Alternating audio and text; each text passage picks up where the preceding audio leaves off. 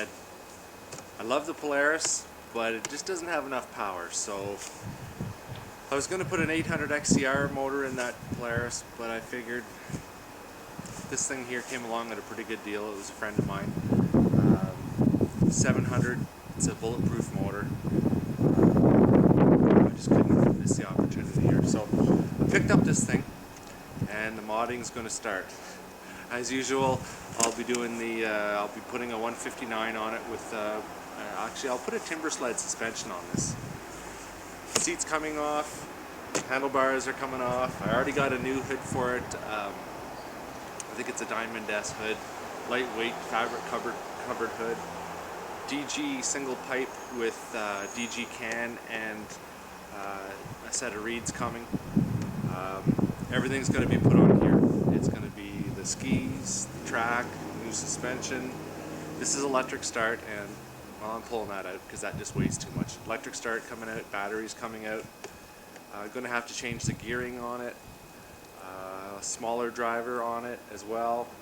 I'll check out the cooling to make sure that there's going to be enough on there that I like, but I'm pretty sure it's pretty good. This is a 2000 and I believe it's a 2002 or 2003. 9,100 kilometers on it. I don't know what that is. 5,000 or 7,000 miles. It does have a temperature gauge on it, which I like. It's not an overheat light. It's an actual gauge, so I'm going to put that on my other hood as well. Ditch the fuel gauge. Rest of the hood's coming out. I'll do a cold air intake on it. Anything that weighs too much on this thing is coming off. I might even get rid of this reverse handle and figure out how to make it a little lighter. Overall, the sled's in very good condition, and I've driven it a bunch of times, and it goes like a bat out of hell. 120 horsepower out of the box. So, you know, with pipes and reeds, maybe about 130 horsepower I can get out of it, which is pretty darn close to an 800. So that's going to make me happy, because it'll be close to an 800 without the explosive and detonating capabilities of that 800 that, you know, that everybody knows about. So good reliable motor.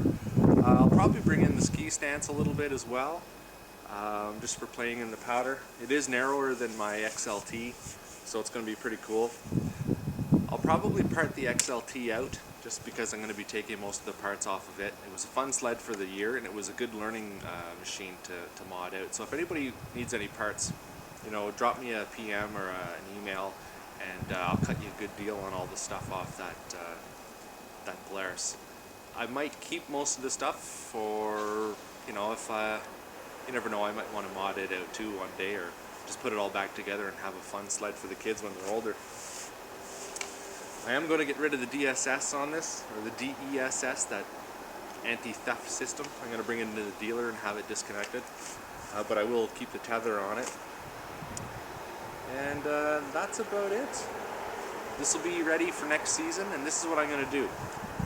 Everything that I do to this sled, I'm going to create a segment on it. So when I install the new suspension, which will be a different type, I'll just make one video on that, so everybody can see how I install a different type suspension under, you know, under a Skidoo chassis. When I swap the pipe in the can, and I'll do a segment on that. When I change the clutching on it, I'll do a segment on that. So everybody who watches my videos will be able to see exactly how you can mod your sled for cheap. The good thing about these sleds, you know, it doesn't matter to me if it's a Skidoo or a Polaris or whatever. The early 2000 models, they're really good sleds. They're really reliable. And, you know, to tell you the truth, I think they're built better than the sleds they make today. And you can pick these things up from $1,000 to $2,500 bucks. So it's completely worth it to buy something like this and mod it out. You won't have the exact performance of the new sleds, but it's going to be pretty darn close, and for a fraction of the cost. I mean, when I have a when I put the timber sled suspension in the back of this thing, it's going to drive like a, you know, a dream. It's going to be a nice, comfortable sled. Get rid of this low riding seat, put a higher type of seat on it so I can sit a little more forward on it. Higher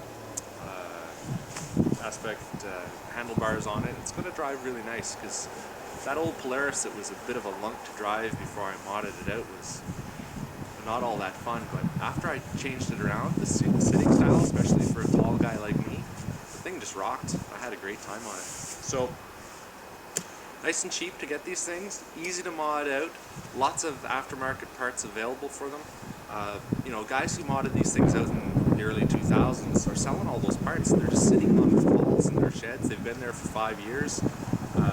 They just want to get rid of them. So, you know, I picked a can up and a pipe and the reeds for $200. You can't beat that. That stuff is $600, $800 new. So, I mean, it's a bit of a no-brainer to me. And I don't know, I find them more reliable than these new sleds with all the parts breaking on them and whatnot. So anyway, look forward to the build on this. Check out my videos. Also check out my giveaways, and that's it for now. Stay tuned.